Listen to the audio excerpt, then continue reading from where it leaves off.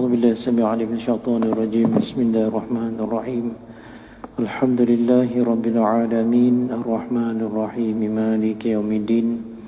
إياك نعبد وإياك نستعين اهدنا الصراط المستقيم صراط الذين أنعمت عليهم غير المغضوب عليهم ولا الضالين آمين. السلام عليكم ورحمة الله تعالى وبركاته. بسم الله الرحمن الرحيم. الحمد لله رب العالمين ثم الحمد لله وبه نستعين والعاقبة للمتقين ولا عدوان إلا على الظالمين. أشهد أن لا إله إلا الله وحده لا شريك له وأشهد أن سيدنا محمدا عبده ورسوله. اللهم صل وسلم على سيدنا وحبيبنا وشفيعنا وزخرنا ومولانا محمد وعلى آله وأصحابه أجمعين. إلهي أنت مقصودي ورضاك مطلوبي لا إله إلا أنت فسبحانك إني كنت من الظالمين.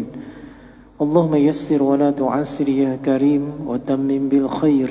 اللهم زدنا علما وارزقنا فهما ووفقنا عملا صالحا والحقنا بالصالحين واجعلنا من أحبابك رسول الله صلى الله عليه وسلم ولا حول ولا قوة إلا بالله العلي العظيم. أما بعد. Yang saya hormati tuan-tuan imam, tuan-tuan bilal masjid, yang berbahagia datuk-datuk, tuan-tuan dan puan-puan, para guru dan cikgu yang dihormati lagi dikasihi, para tetamu Allah yang dikasihi oleh Allah dan disayangi oleh Rasulullah sallallahu alaihi wasallam, duyufur rahman rahimakumullah. Alhamdulillah, merafakkan setinggi-tinggi kesyukuran kehadrat Allah Subhanahu wa taala kerana pada malam ini alhamdulillah dengan keadaan masih lagi terasa aura tahun baru 2024. Kita bersyukur kepada Allah kerana Allah Subhanahu wa taala telah menghadiahkan kita hati yang ringan untuk kita meletakkan jasad kita ini, jiwa dan raga kita serta pemikiran kita di masjid yang bertuah ini, dan dapat beristiqamah menuntut ilmu dalam mana jua lapangan dan majlis ilmu. Mudah-mudahan itu semua akan mendatangkan cahaya yang menyuluh jalan untuk kita mengenal Allah Subhanahu wa taala. Tuan-tuan dan puan-puan yang dirahmati oleh Allah Subhanahu wa taala, saya mohon izin untuk memimpin pembacaan kitab ini, iaitu kitab Melatih Diri Mendidik Budi Pekerti. Kita telah membincangkan akhir tahun lepas bahawa budi pekerti itu boleh berubah, perangai dan sikap kita ini boleh berubah. Tuan-tuan mati oleh Allah, kadang-kadang tuan-tuan kita nak melakukan perubahan yang sebenar-benar perubahan yang besar, ialah perubahan sikap dan perangai kita tentang perspektif kita terhadap kehidupan ini sebagai matlamat hidup kita, menjadikan diri kita ini hamba kepada Allah dan menjadi khalifah untuk mengimarah dan memakmurkan dunia ini dengan syariat Allah. Untuk itu tuan-tuan, bahawa kita telah maklum bahawa kemenjadian takwa dan budi pekerti yang luhur itu adalah disebabkan pertama oleh kerana ia adalah anugerah daripada Allah Subhanahu wa taala atas kemurahan dan kasih sayangnya Allah kepada mana-mana hamba-Nya, menjadikan hamba-Nya itu mempunyai kelebihan dari segi budi pekerti. Yang keduanya ialah tuan-tuan melalui perjuangan. Imam Al-Qasimi rahimahullahu taala wa nafa'ana wa bi fi daraini amin, ia kata memperolehi budi pekerti itu dengan perjuangan dan juga latihan. Perjuangan dan latihan ni tuan-tuan bukan menyambil-nyambil, tetapi dengan penuh kesungguhan, istiqamah dan kejituan hati kita menghadapi apa jua badai yang mengganggu dan juga menggugat usaha-usaha untuk menjadikan kita ini berbudi pekerti baik. Jadi tuan-tuan, apabila kita telah mengenal pasti bahawa untuk mendapatkan budi pekerti itu tidak bersahaja tetapi berusaha, maka kata sahibul hadzal kitab, kalau begitu kini anda telah mengetahui dengan pasti bahawa semua budi pekerti yang indah itu boleh diperolehi dengan cara latihan diri, dan dengan cara latihan diri, iaitu mula-mula dengan memaksa diri berbuat semua perbuatan-perbuatan baik. Tuan-tuan ya, langkah pertama ialah memaksa diri untuk melakukan perubahan. Macam mana melakukan perkara-perkara yang baik. Tak menjadi biasa baca Quran, dipaksa-paksa, didesak-desak baca Quran. Walaupun sedikit baca, tuan-tuan. Tak biasa berzikir, tuan-tuan, dipaksa-paksa untuk berbuat berzikir, tuan-tuan. Biarpun sedikit tetapi berkekalan, berterusan. Sebab Nabi kata Allah sangat suka kepada orang yang beramal walaupun sedikit tetapi berkekalan, daripada melakukan amal yang banyak tetapi tidak berterusan, one off saja. Buat sekali sudah, tuan-tuan, setahun sekali barangkali. Tetapi Allah suka biarpun kita buat sedikit, baca Al-Quran barangkali satu muka surat, satu juzuk, ataupun solat 2 rakaat, solat sunat qiyam, berzikir barangkali 100-200. Tetapi setiap hari ada, setiap waktu dan saat yang tertentu dibuat berterusan, itu lebih baik, kata Allah Subhanahu wa taala. Apa yang dicintai oleh Allah Subhanahu wa taala, yang dikatakan oleh baginda Nabi Muhammad sallallahu alaihi wasallam. Jadi hendaklah kita ini, kata Imam Al-Qasimi, mula-mula melakukan perubahan itu dengan memaksa diri berbuat semua perbuatan-perbuatan baik itu. Kan? Saya fikir tuan-tuan dulu sebelum menjadi hati yang lunak dan enak untuk datang ke masjid ni, tuan-tuan, dulu pun liar dan meliar juga, kerana sebab beban, kekangan tugas, tanggungjawab, susah.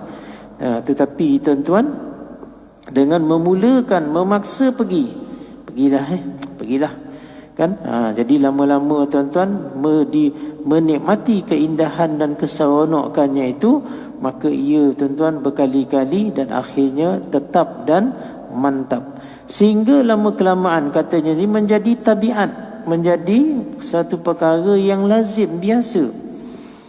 Hal ini terkira antara keajaiban perhubungan antara hati dan anggota-anggota tubuh badan, yakni yang dimaksudkan antara diri dengan badan. Maknanya tuan-tuan, diri kita dengan badan kita, anggota ini tuan-tuan, badan jasad kita ni sebagai kolongsong je tuan-tuan, yang membawa, menggerakkan tu jiwa kita. Tetapi apabila jiwa itu mampu didesak, mampu dibawa untuk melakukan kebaikan, maka dengan sendirinya jasad ini akan turut serta dan akhirnya terbiasa. Tuan-tuan, akhirnya akan terbiasa. Contohnya kalau mendengar tu tuan-tuan, mendengarnya itu sampai ke pendengaran jiwa dia.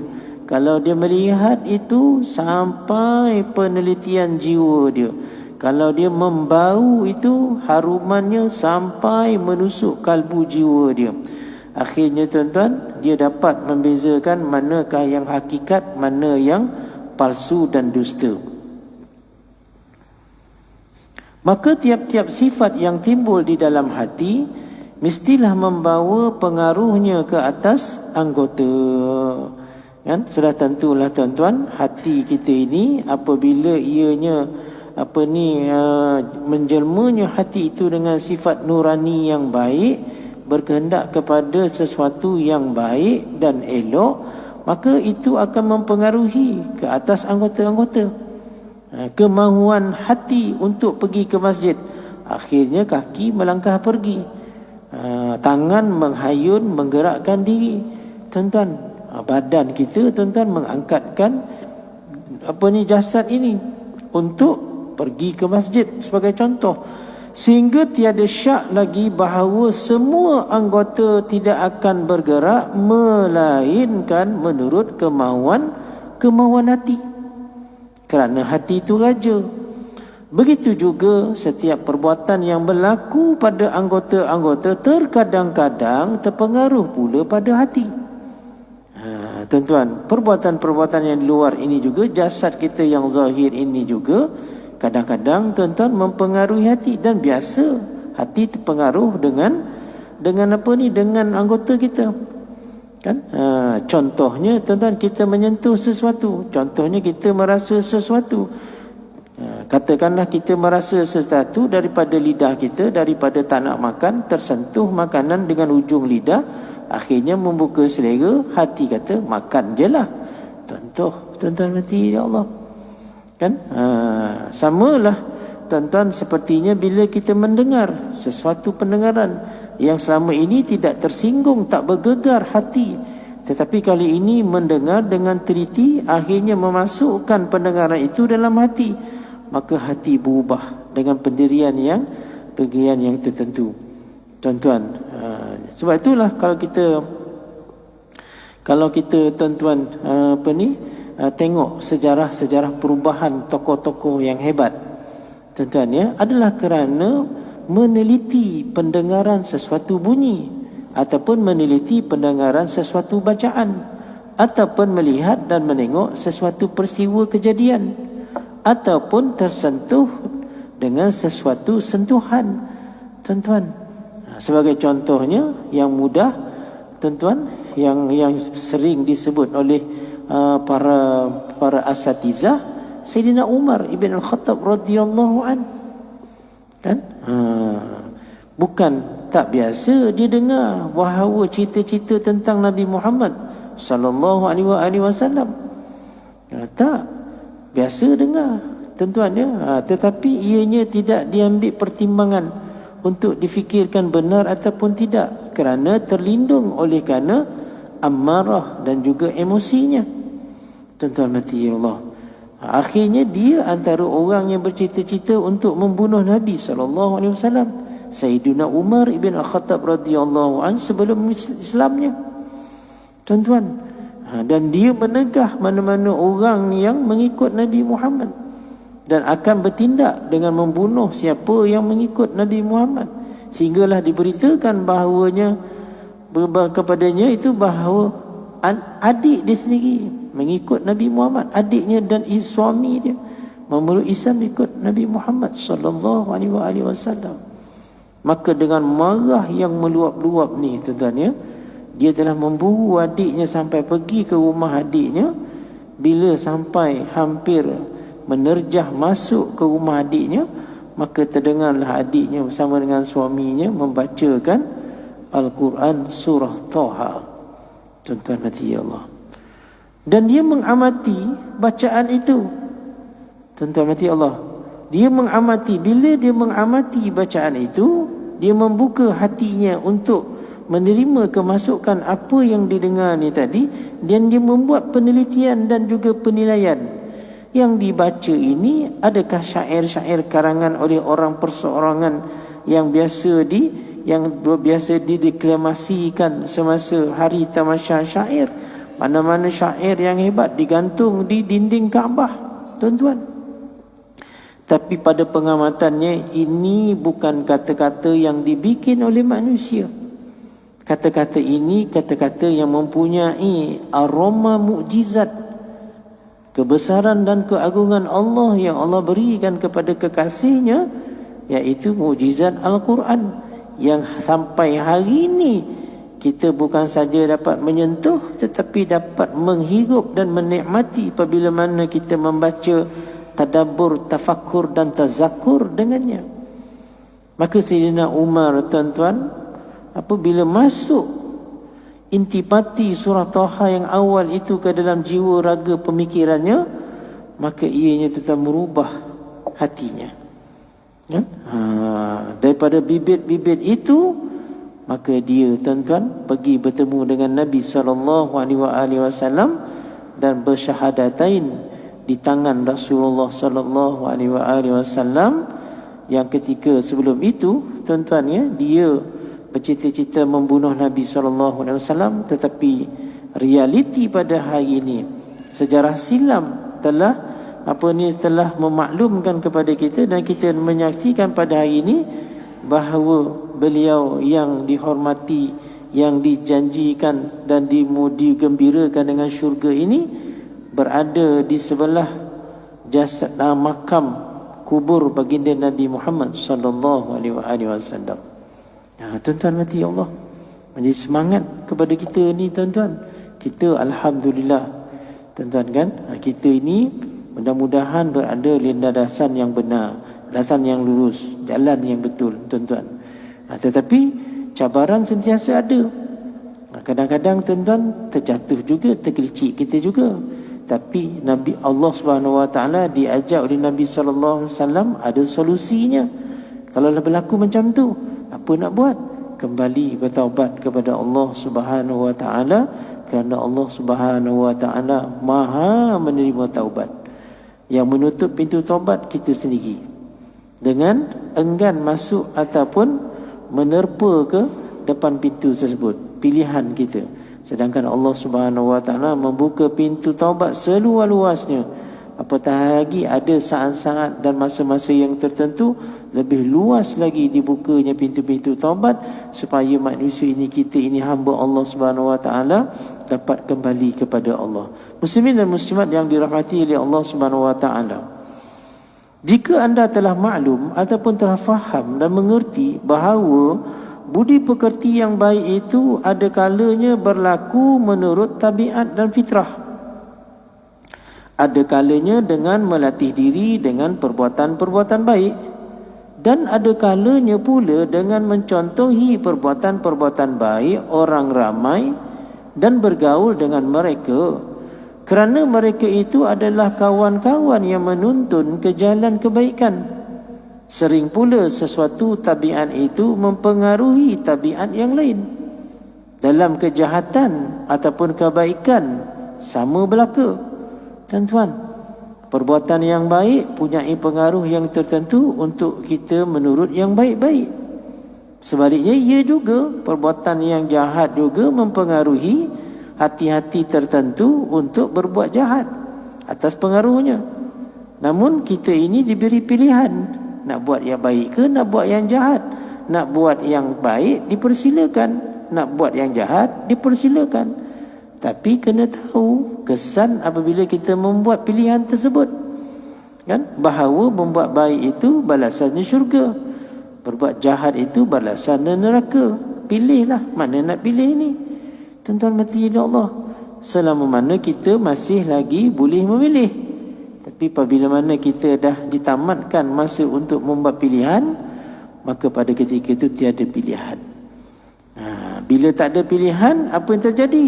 Kita menuai hasil pada saat kita boleh membuat pilihan. Tuan-tuan dan puan mati Allah, sebagai contoh mudahnya, kita yang saya selalu sebut tuan-tuan, kita boleh saja ambil keputusan membuat pilihan tak sembahyang isyak. Tapi ni sekarang orang azan lantak, kalau kau azan balik sembahyang sini dah. Tuan-tuan, boleh tak buat pilihan tu? Boleh. Tak ada siapa-siapa yang nak menumbuk kita kalau kita tak membuat pilihan macam tu. Tetapi hubungan kita dengan Allah, apa yang Allah sebut meninggalkan sembahyang itu ataupun membuat perkara-perkara yang ditegar oleh Allah Subhanahu Wa Taala itu, kesannya bagian. Kalau membuat baik dan menurut pengaruh-pengaruh yang baik, maka kesannya demikian. Sama ada kesannya itu di dunia ataupun di akhirat. Tuan-tuan, maka fikirlah tuan-tuan yang baik. Kalaulah kita berfikir memilih yang tak baik, masalah kita tu. Tuan-tuan, kalaulah kita telah jelas bahawa perkara tu tak baik, tapi kita pilih untuk mencerobohinya, tuan-tuan, tu yang orang pilah khobah, kuman jarak, kuman jagung. Berani buat, beranilah tanggung. Tuan-tuan mati oleh Allah. Jadi dikatakan di sini, perbuatan-perbuatan yang baik, perbuatan-perbuatan yang jahat itu ada pengaruh-pengaruhnya tertentu. Sering pula sesuatu tabiat itu mempengaruhi tabiat yang lain. Dalam kejahatan atau kebaikan sama berlaku. Barang siapa yang telah muncul dalam dirinya ketiga-tiga sifat yang disebut di atas tadi, tuan-tuan ya, sama ada ianya merupakan itu tabiat dan pemberian anugerah rahmat Allah kepadanya, dia memperolehi kepribadiannya begitu, ataupun dengan ia memperolehi kepribadiannya itu melalui perjuangan dia, latih tubi yang berlaku dalam episod hidupnya itu, ataupun tuan-tuan dengan dia mencontohi kebaikan-kebaikan orang lain, tuan-tuan ya, dikatakan di sini, sehingga ia menjadi seorang yang terkenal baik dalam tabiatnya atau dalam kebiasaannya atau dalam mencontohi kebaikan orang lain, maka katanya ya, maka berbahagialah ia kerana ia telah berada di kemuncak keutamaan. Tuan-tuan mati Allah kan, apabila mana terbentuk kemenjadian akhlak luhurnya itu daripada 3 proses yang disebutkan tadi, maka tuan-tuan hadirlah keutamaan kepribadiannya itu tadi. Sebaliknya, jika ia menjadi jahat dalam tabiatnya dan sering pula bercampur gaul dengan rakan-rakan yang buruk perilaku dan failnya, dan suka pula meniru perbuatan-perbuatan rakan-rakannya yang jahat, sehingga terbukalah di hadapannya pintu-pintu kejahatan, dan akhirnya membiasakan diri berbuat jahat, maka celakalah ia kerana ia telah berada di tempat yang jauh dari Allah Azza wa Jalla. Tuan-tuan mati Allah, besar pengaruhnya tuan-tuan kawan ni. Kalau kawan kita baik, berbudaya baik, kita yang tak berapa baik ni akan jadi baik.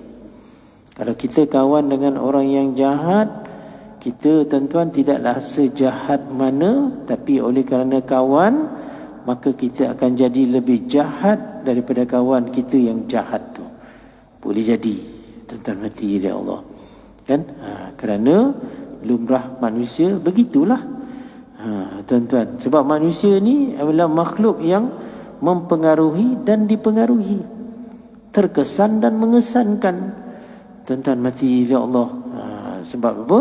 Hidup kita ni tuan-tuan begitu sunnatullahnya kan, fitrah dan kecenderungannya begitu kan, ingin disayangi dan ingin menyayangi. Tuan-tuan mati Allah ya. Baik, di antara 2 darjat ini ada pula orang-orang yang berbeza-beza tingkatannya dalam segi ketiga-tiga cara yang tersebut di atas tadi. Walau bagaimanapun, tiap-tiap orang mempunyai darjatnya yang tersendiri, antara dekat dan jauh, sesuai dengan keadaan sifat dan hal yang ada pada diri orang itu. Tuan-tuan, apakah pembawaan diri dia? Kan?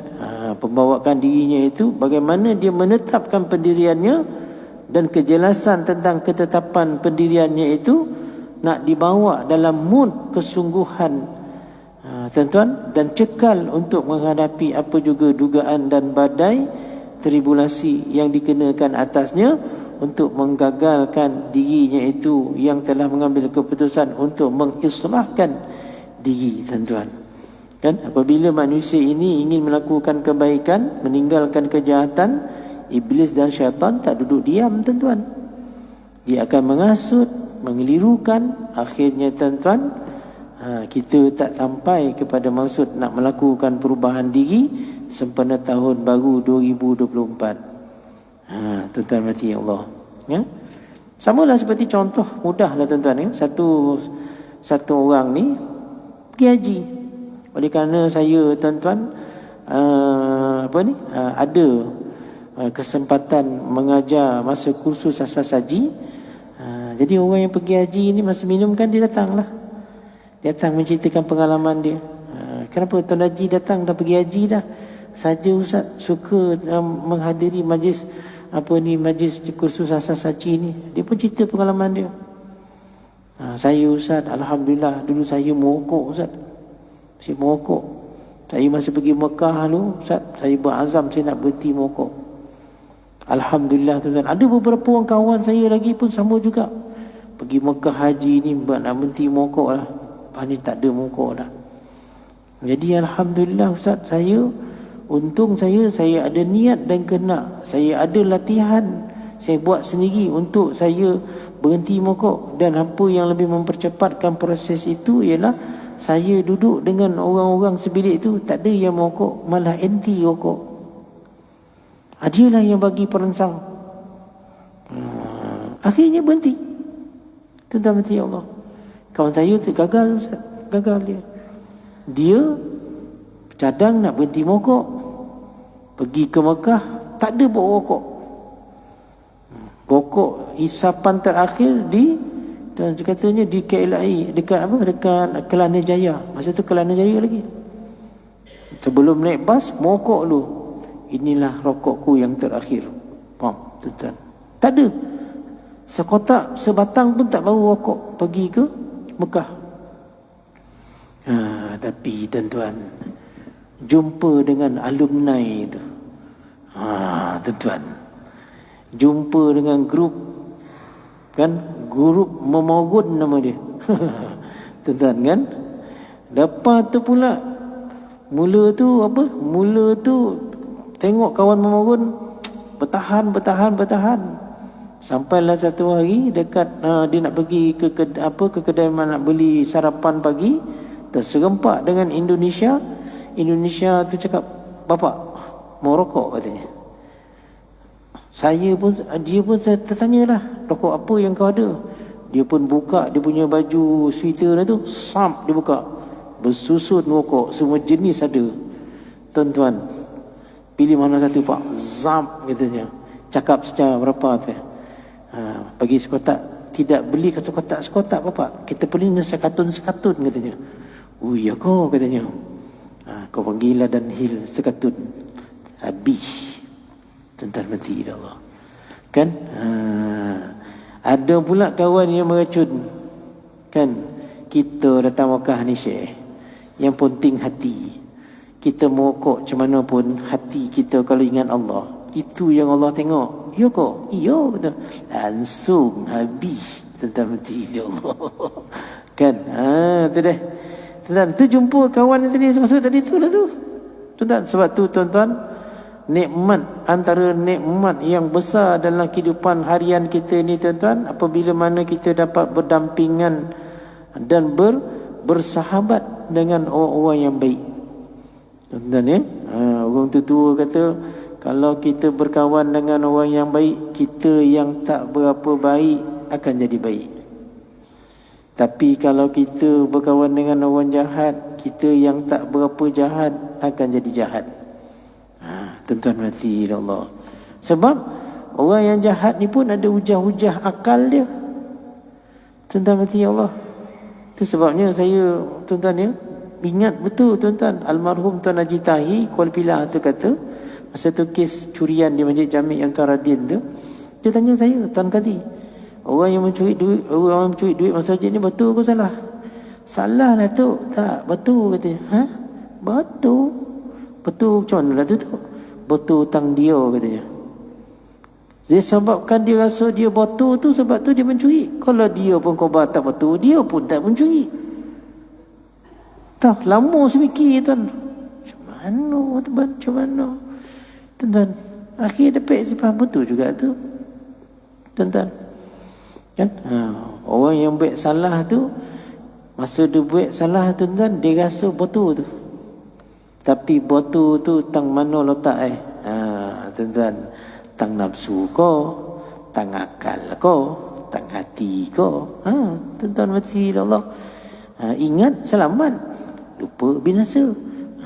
Tuan-tuan mati Allah. Ya. Jadi di antara dua darjat ini ada pula orang-orang yang berbeza-beza tingkatan dalam segi ketiga-tiga cara tersebut di atas tadi. Walau bagaimanapun, tiap-tiap orang mempunyai darjatnya yang tersendiri, antara dekat dan jauh, sesuai dengan keadaan sifat dan hal yang ada pada diri orang itu. فَمَنْ يَعْمَلْ مِثْقَالَ ذَرَّةٍ خَيْرًا يَرَهُ وَمَنْ يَعْمَلْ مِثْقَالَ ذَرَّةٍ شَرًّا يَرَهُ. Dan barang siapa yang membuat kebaikan, biarpun sebesar zarah, Allah akan melihatnya. Maknanya Allah akan menghargainya. Dan barang siapa yang membuat jahat, biarpun kejahatan yang dibuat itu sebesar zarah, Allah akan juga melihatnya. Tuan-tuan berhati Allah. Maknanya teliti tak? Halus tak tapisan Allah Subhanahu Wa Taala ini? Halus, tuan-tuan berhati Allah. Sebab sebesar zarah pun dia nak kira. Tuan-tuan berhati Allah. Wa ma zalamahumullahu walakin kanu anfusahum yazlimun. Allah Subhanahu wa taala tidak menganiayai mereka, tidak menzalimi mereka, melainkan merekalah yang menzalimi diri mereka sendiri. Kita tuan-tuan, tak dapat kita nak salah orang dah. Tuan-tuan kan? Kadang saya dulu tuan-tuan masa budak-budak pergi merayau tuan-tuan baik benda yang tak betul. Ayah saya selalu cakap tu. Tuan-tuan, betul lah dia buat benda yang apa? Buat yang salah. Yang kau pergi ikut tu buat apa? Kau ada akal, kau ada fikiran, bezakanlah katanya. Satu hari tuan-tuan, saya minta izin dengan ayah saya, "Ya, boleh tak ngah pergi ikut apa ni jemaah tabligh?" "Boleh. Kau nak ikut siapa pun tak apa, kawan siapa pun tak apa. Kau nak kawan dengan penagih dadah kau, nak kawan dengan pencuri kau, kawanlah. Tapi diri kau tu dapat membezakan bila kau berkawan tu.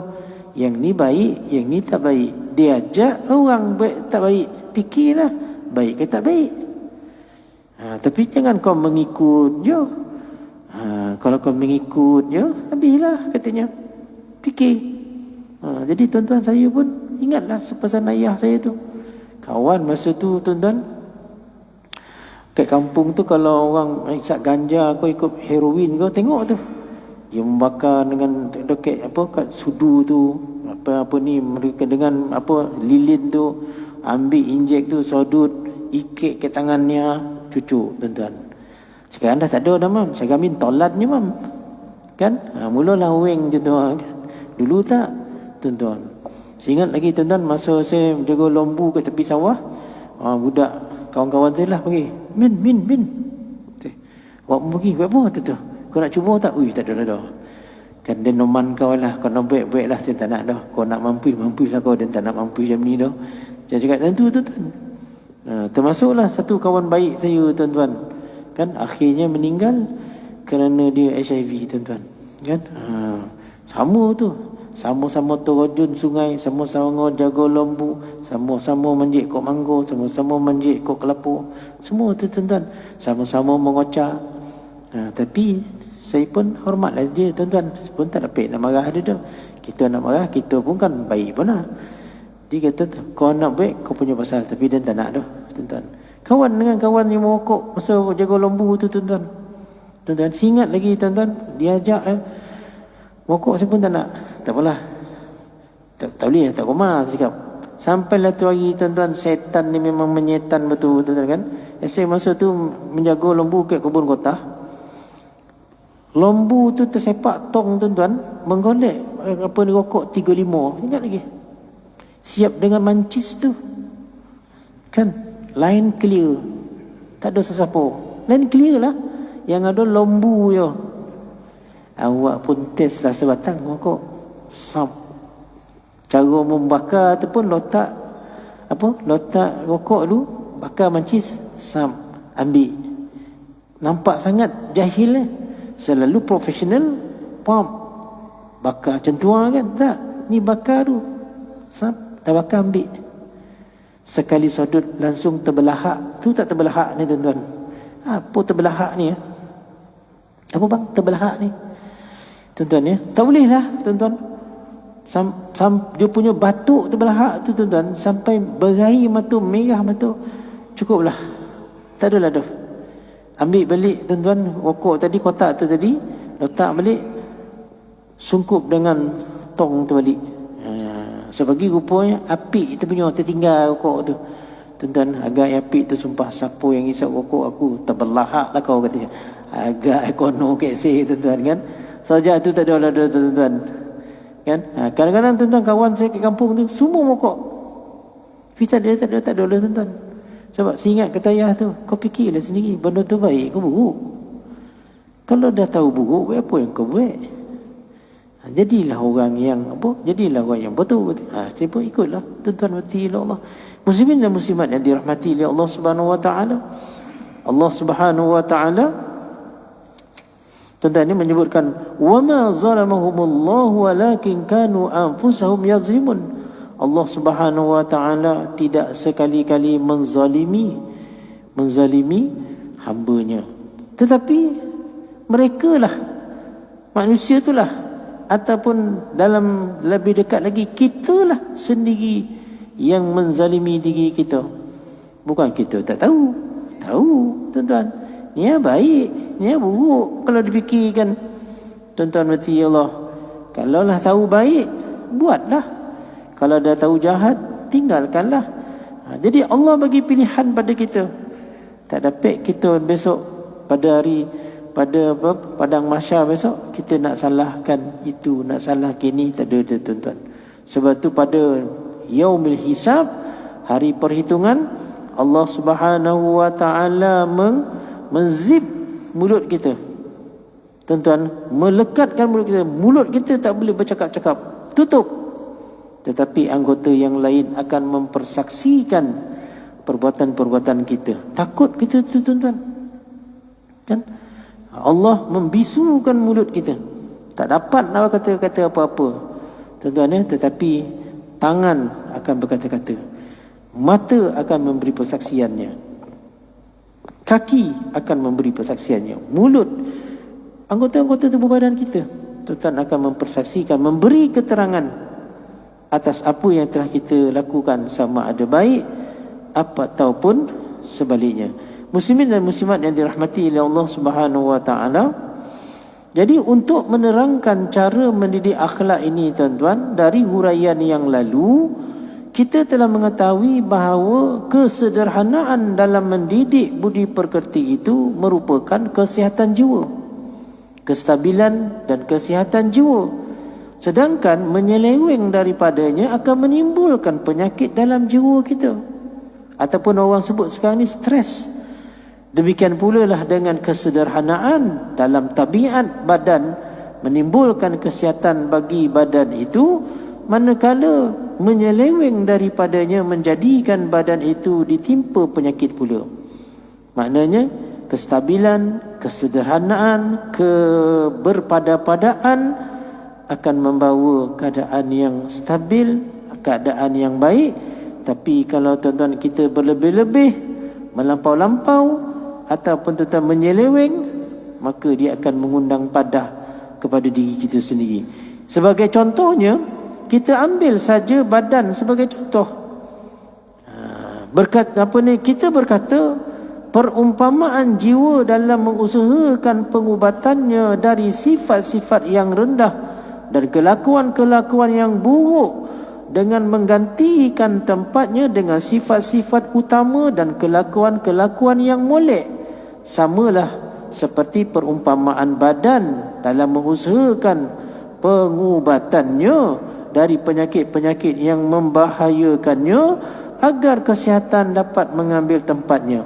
Sebagaimana biasa bahawa tabiat badan itu memanglah condong kepada kesederhanaan, akan tetapi perut kita ni sering ditimpa berbagai-bagai bahaya. Kenapa? Kerana disebabkan makanan yang tidak tentu, udara yang tidak sihat, atau hal-hal yang lain. Demikianlah keadaannya setiap bayi yang baru lahir. Kelahirannya dalam keadaan sederhana, sempurna fitrahnya. Hanya sesudah itu kedua ibu bapanya lah yang menyebabkan ia menjadi Yahudi atau Nasrani ataupun Majusi. Iaitu dengan apa? Dengan jalan kebiasaan dan pengajaran sajalah sifat-sifat kerendahan itu akan tersemat di dalam dirinya. Kan anak-anak dilahirkan ke dalam fitrah, yang menjadikan anak itu bertingkah laku berubah daripada fitrah kepada yang dah tercemar apa? Iaitu tuan-tuan interaksi dia dalam pendidikan yang diterima dari ibu dan ayah dia. Tuan-tuan, ya, maka ibu bapanya lah yang bertanggungjawab untuk mencorakkan warna ataupun lakaran-lakaran pada anaknya yang lahirnya itu dalam keadaan fitrah, suci, putih dan bersih. Maka ibu bapanya lah yang mencorakkannya. Demikianlah keadaannya, keadaan si bayi itu tadi, tuan-tuan hati Allah.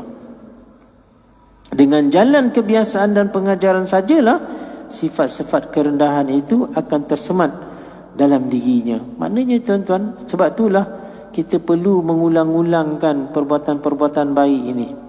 Kan perlu kita berkali-kali dan berterusan kita lakukan agar terbentuk kepribadian dan suasana tabiat yang baik. Tuan-tuan mati oleh Allah. Sebagaimana badan juga pada mulanya tiadalah dijadikan dalam keadaan cukup kesempurnaannya, tetapi ia menjadi sempurna dan kuat dengan pertumbuhan dan menjaga makanan. Maka begitulah pula yang berlaku kepada jiwa kita. Ia mula dijadikan memanglah tidak sempurna, tetapi bersedia dan kesediaannya untuk disempurnakan. Dan kesempurnaannya akan berlaku dengan memelihara dan mendidik akhlak serta mengisi jiwa dengan berbagai-bagai ilmu pengetahuan juga amalan.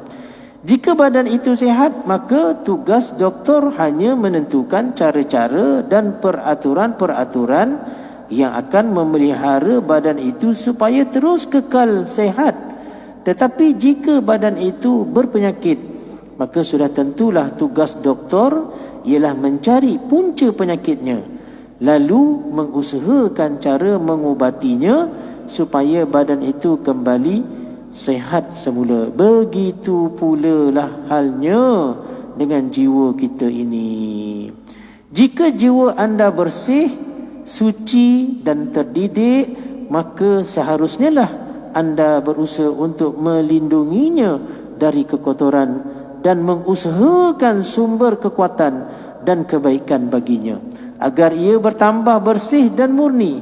Tetapi jika jiwa anda itu tidak sempurna dan tidak murni, maka sepatutnya lah anda berusaha lebih kuat lagi untuk menarik sumber kesempurnaan dan kemurnian itu kepadanya.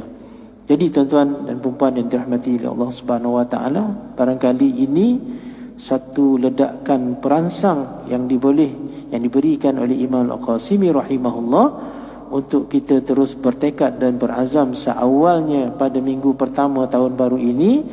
Moga-moga kita konsisten dan istiqamah untuk membawa diri kita ini menjadikan kita punyai peribadi dan tingkah laku yang baik, insya-Allah. Sekadar itu dulu untuk perkongsian pada malam ini. Wabillahi taufiq wal hidayah. Wassalamualaikum warahmatullahi taala wabarakatuh.